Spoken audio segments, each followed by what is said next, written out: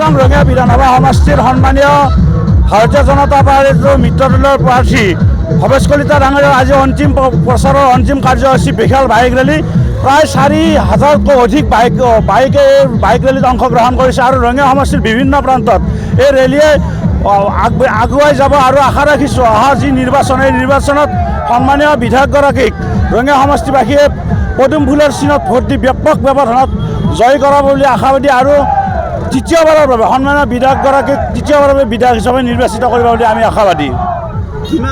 কিমান kilometre জোৰাই rally? আজি প্ৰায় সমষ্টি 5 বজালৈকে যিহেতু এই প্ৰচাৰৰ অন্তিম সময় 5 বজালৈকে আমাৰ এই যি 4,000তকৈ অধিক বাইক ৰেলীত যি বাইক অংশগ্ৰহণ কৰিছে তেওঁলোকে 5 বজাৰ আগলৈকে এই বাইক ৰেলীত থাকিব আৰু সমষ্টিৰ প্ৰায় প্ৰান্ত চুই যোৱাৰ বাবে চেষ্টা কৰিব। আশা ৰাখিছোঁ 50,000তকৈ অধিক ব্যাপক ব্যৱধানত সন্মানীয় ভৱেশ কলিতা ডাঙৰীয়াই বিধায়ক হিচাপে পুনৰবাৰ নিৰ্বাচিত হ'ব। কেনেকুৱা আজিতো অন্তিম দিন কেনেকুৱা দেখা পাইছে কিমানমান ভোট পাব বুলি ভাবে? আমি আশাবাদীছোঁ লাখতকৈ অধিক ভোট সন্মানীয় বিধায়কগৰাকীয়ে পাবলৈ সক্ষম হ'ব আৰু আশা ৰাখিছোঁ আমি 50,000তকৈ অধিক ব্যাপক ব্যৱধানত সন্মানীয় বিধায়কগৰাকী তৃতীয়বাৰৰ বাবে ৰঙিয়া সমষ্টিৰ পৰা নিৰ্বাচিত হ'ব বুলি আশাবাদী আৰু ৰঙিয়া সমষ্টিৰ সন্মানীয় ভোটাৰ ৰাইজে ইতিমধ্যে সংকল্প লৈছে যে উন্নয়নৰ স্বাৰ্থত সন্মানীয় বিধায়কগৰাকীক তৃতীয়বাৰৰ বাবে বিধায়ক হিচাপে নিৰ্বাচিত কৰিবলৈ আগবাঢ়িছে আৰু ইয়াৰ জ্বলন্ত উদাহৰণ আজি ইয়াত দেখিছে 4,000তকৈ অধিক বাইক থকা সন্মানীয় ব্যক্তিয়ে এই বাইক ৰেলীত অংশগ্ৰহণ কৰিছে আৰু স্বইচ্ছাই ইয়ালৈ ওলাই আহিছে।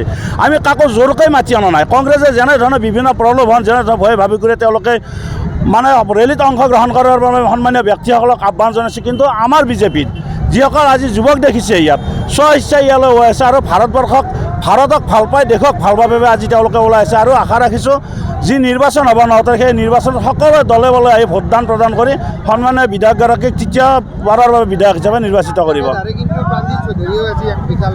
আপোনালোকে ভিডিঅ' ফুটেজত গম পাব প্ৰাণজিৎ চৌধুৰীৰ ৰেলী আৰু আমাৰ ৰেলীৰ মাজত বহুত ডিফাৰেঞ্চ। প্ৰাণজিৎ চৌধুৰীক আমি দেখিছোঁ 200তকৈ বেছি মানুহ হোৱা নাই, হায়েষ্ট 200 বাইক ৰেলীত অংশগ্ৰহণ কৰিছে, কিন্তু আমাৰ যি দেখিছে 4,000তকৈ অধিক ইয়াত মানে বাইক ৰেলীত সন্মানীয় ব্যক্তিয়ে অংশগ্ৰহণ কৰিছে আৰু সমস্ত ৰঙিয়া সমষ্টিক চুই যাব এই ৰেলীয়ে। আপোনালোকে ৰিজাল্টৰ পিছত গম পাব যে 50,000তকৈ অধিক ব্যাপক ব্যৱধানত সন্মানীয় বিধায়কগৰাকীয়ে তৃতীয়বাৰৰ বাবে নিৰ্বাচিত হ'ব। সমৰ্থন NDAৰ সমৰ্থনত 10 সহস্ৰাধিক যুৱক যুৱতী ওলাই আহিছে আৰু যুৱ প্ৰজন্মৰ ডেকা শক্তি ওলাই আহিছে। সকলোৰ মুখত এটাই কথা যে আকৌ এবাৰ বিজেপি চৰকাৰ, আকৌ এবাৰ মাননীয় মুখ্যমন্ত্ৰী মহোদয়ৰ বলিষ্ঠ নেতৃত্বত চৰকাৰ। সেই নিমিত্তে আজি শেষৰ দিনত ধামাকা দিবলৈ সমগ্ৰ ৰাইজে ওলাই আহিছে। 10 সহস্ৰাধিক যুৱক ওলাই আহিছে। পুৰা চহৰখন ঘূৰিব আৰু দিনো বাটত যাব। বাইক ৰেলী ওলাইছে যুৱ প্ৰজন্মৰ ডেকা ল'ৰাসকল ওলাইছে।